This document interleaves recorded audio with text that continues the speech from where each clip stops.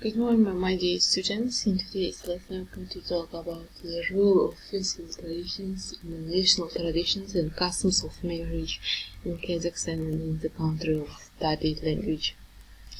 So let's talk about the Kutatsu. Kutatsu is also Kazakh wedding tradition where the groom's family visits the bride's family to propose marriage. The practice and action roots and is still followed by many Kazakh families as a way to preserve the cultural heritage and demonstrate respect for their elders. During the Kudatsu ceremony, representatives from the groom's family will often bring gifts such as sweets, fruits, and other traditional items to the bride's family, as a token to their sincerity and the eagerness to form a wedding alliance. The two families will discuss the terms and arrangements of the upcoming wedding ceremony, including the day and the experiences. The fathers of the bride and the groom were called Balzdokta, that is the closest, the most important representative of the marriage proposal was called Paskodam, by tradition taking care of the bride at the wedding. The bride's side offered a ceremonial treat of liver and the fat. The Kudatsu ceremony represents not only a proposal for marriage, but also a way for both families to form a bond and establish social connections. It's a significant cultural practice in Kazakhstan and reflects the values of hospitality, respect, and the family unity.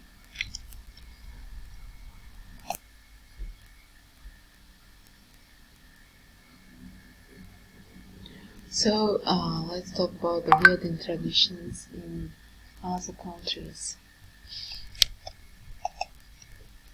So American wedding traditions. Bride traditionally wears something old, something new, something borrowed, and something blue. The bride usually wears white dress. A colored scheme is often used so that the invitations match the bridesmaids' dresses and the table. Under the table settings, rice is sometimes thrown at the newlyweds as they leave the ceremony. The bride's family sends engraved invitations to the wedding guests, addressed by hand to show the importance and the personal meaning of the occasion. Guests send or deliver wedding gifts to the bride's family home before the wedding day. A wedding ceremony takes place at a church or other favorite locations. An attractive outdoor venue. In some cultures, the money dance takes place, in which it is expected and encouraged for guests to pin money onto the young bride and the groom to help them get started in their new lives in a new household.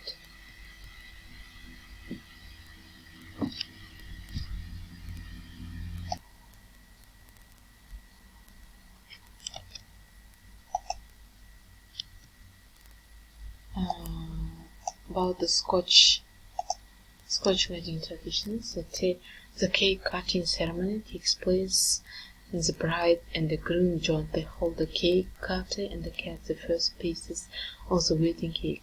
There is a wedding reception following the ceremony, usually at a different venue. The bridal party lines up in the receiving line, and the wedding presses file past introducing themselves. Usually the ring is served while the guests and the bridal party mingle. In some cases, the drink may be whiskey or wine with non-alcohol alternative. The bride's family sends invitations on behalf of the couple to the wedding guests, addressed by hand, and the couple may send the invitations themselves, especially if they are more middle-aged. The inviters will specify if the invitation is for ceremony and the reception and the evening following the meal at the reception. Gifts are not opened at the reception, they are either opened ahead of time and sometimes displayed at the reception, or if guests could deliver gifts ahead of time and they are placed on the table at the reception for the bride and the groom to take home with them and open later. Japanese wedding traditions. Before the ceremony, there is a rehearsal. Often during this rehearsal, the bride's mother lowers the veil for the daughter in signifying the last act that the mother can do for her daughter. Before giving her away, the father of the bride, much like in Western culture, walks the bride down the aisle to her awaiting groom. The service or kekanshiki then starts. The service is given either in Japanese or English, or in some cases a mix of both. It follows a traditional Protestant ceremony, relaxed and not overtly religious. The opening hymn is usually the Japanese version of What a Friend We Have in Jesus. Japanese bride and the groom wearing white and black kimonos respectively. The Japanese bride-to-be is painted pure white from head to toe, visibly displaying her maiden status to the girls. A white hood is attached to her kimono, which the bride wears like a veil to hide her horns of jealousy from the groom's mother, who will now become the head of the family. Polish wedding traditions. According to the old traditions, a groom arrives with his parents at the house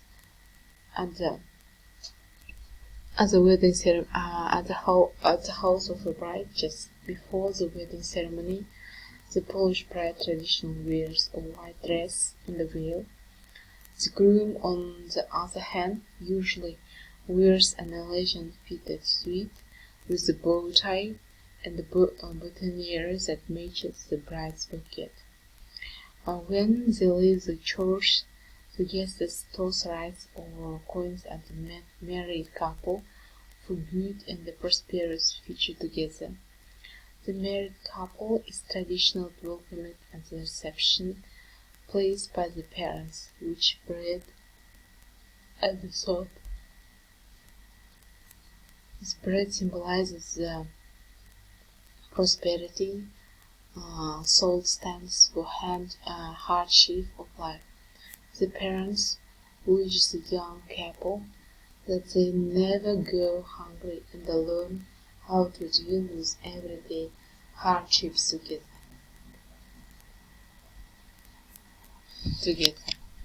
So once all the guests had showered the couple with kisses, hugs, and the beautiful flowers, everyone heads to the reception. It's a very popular custom in Poland to prepare passing gates on the way to the reception for the newlyweds, who, in order to pass, have to give the gatekeepers some vodka. Russian wedding traditions. A ransom for the bride, and the groom is coming to the bride's home with his close friends and relatives. To get the bride, he has to pay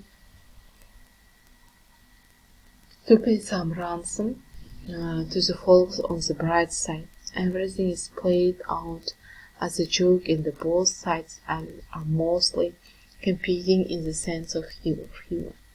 The sale ceremony takes place at the Department of Public Services. At the entry to the registration hall, the couple is greeted by the guests with bread and salt. The ceremony is about 15 minutes long, and at the end of it, the couple exchanges rings, and the Russian wedding receptions are very loud and they last for 2 days or sometimes even longer. They include a lot of Russian music, singing, dancing, long toasts, and the abundance of food and drinks to go with it. The guests love to sing Russian traditional songs to the sounds of accordion, bayan, or garmoshka. After the official part, it is customary for the bride and the groom and some of the close friends and relatives to go on a tour of the historic sites of the city, taking pictures and drinking champagne. So, marriage ceremonies across cultures, and even though they can be very different, they share many common aspects, and there are at least a few reasons why these similarities exist among so many different cultures of the world. First, marriage is an important emotional and social transition for the bride and the groom. Second, marriage often marks a dramatic change in the social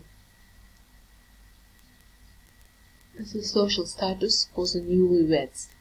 In most cultures, it signifies adulthood and the potential parenthood.